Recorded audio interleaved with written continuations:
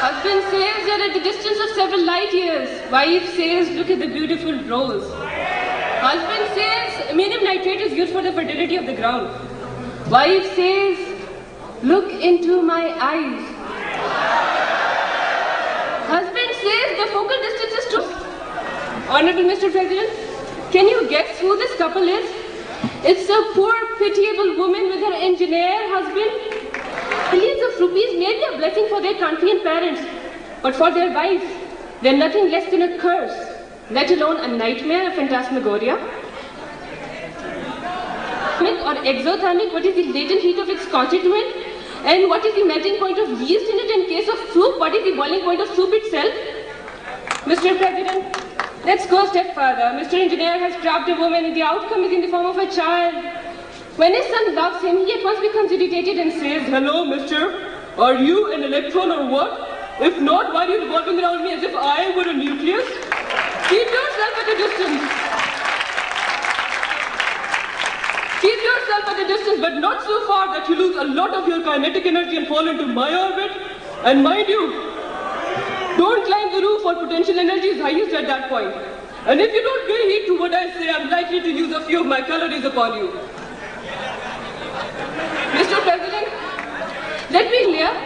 He kept on explaining till wax was covering the cake. I complained and he at once became attentive and said, honey, do you know something? Mr. President, I almost lost my self-composure and finally I was so happy and sure that he's feeling romantic.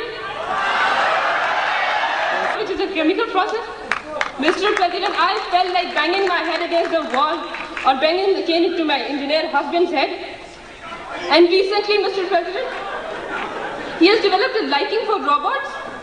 I shudder to think of the time will he start treating me and my son as robots. Mr. President, robots are machines. They need maintenance. Good enough. Mr. President, robots are machines. They need delicate handling. Good enough too. But Mr. President, robots are machines. They need assembling and oiling. God save my soul.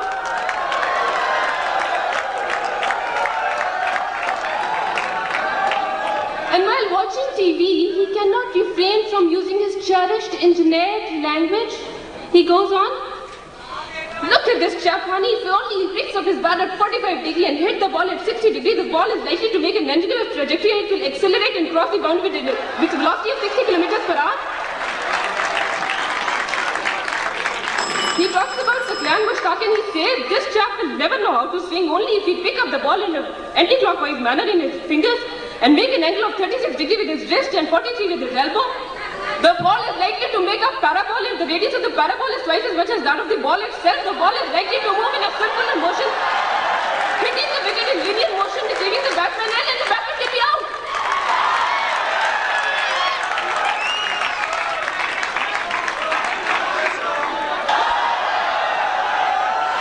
And mind you, engineers have their good sides also, but I don't know.